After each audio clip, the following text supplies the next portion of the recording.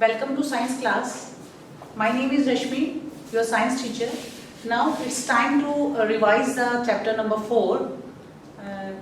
In this chapter we discuss about the elements, kinds of elements like metals, non-metals and metalloids. हमने metal non metal के बारे में starting से discuss किया. हमने स्टार्टिंग इस तरह से की थी कि जितनी भी चीज़ें इस दुनिया में हैं वो जितना भी मटेरियल है scientifically these materials are known as the matter. और जो मैटर है, मैटर किससे मिलके बना होता है? मैटर एलिमेंट से बना होता है. यानी कि जो एलिमेंट्स हैं वो क्या हो गए? हमारे बिल्डिंग ब्लॉक्स हो गए. These are called the building blocks of the matter. और एलिमेंट को फर्दर फिर हमने थ्री कैटेगरी में डिवाइड किया था: metals, non metals and the metalloids. Metal और नॉन मेटल की फिर हमने फिजिकल प्रॉपर्टीज लाइक मैलिएबिलिटी, कि we can convert the metal into thin sheet, like the ductility, we can convert the metal into the thin wires, like the conductivity regarding the metals. Metals are good conductor of heat and electricity, like the metals are hard, metals are malleable, metals are good conductors.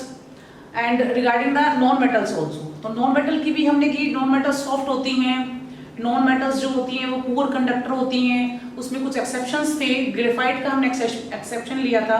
जो non metals होती है वो इतनी hard नहीं होती, लेकिन diamond जो है वो बहुत ही मतलब मीन्स हार्डेस्ट सब्सटेंस जो है वो अर्थ पे पाया जाने वाला हार्डेस्ट सब्सटेंस होता है. तो इस तरीके से हमने सारी चीजें जो है वन बाई वन डिस्कस की. फिजिकल प्रॉपर्टीज हमने डिस्कस की.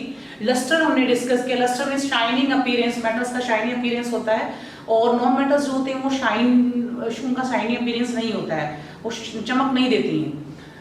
उसके बाद हमने जो केमिकल प्रॉपर्टीज हैं, नेक्स्ट सेगमेंट में हमने केमिकल प्रॉपर्टीज डिस्कस की कि मेटल्स और नॉन मेटल्स जब ऑक्सीजन से या वाटर से या एसिड से या बेस से जब रिएक्शन करती हैं तो क्या प्रोडक्ट बनता है, क्या रिएक्शन होती है. डिस्प्लेसमेंट रिएक्शन हमने डिस्कस किया.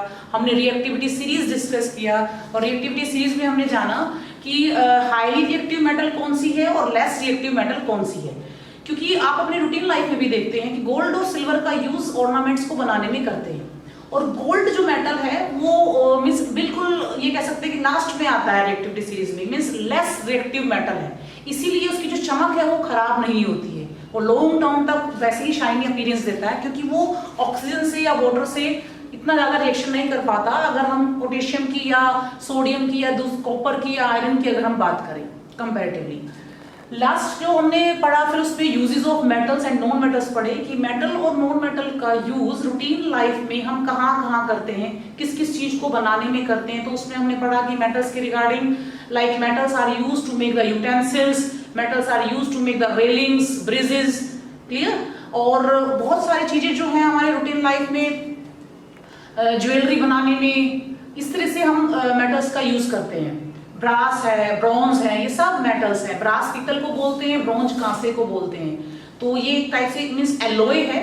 और एलॉय जो एक टर्म होती है कि जब दो या दो से ज्यादा मेटल्स को मिक्स करके और फिर उसका हम कुछ बनाते हैं तो वो एलॉय होता है जस्ट ना.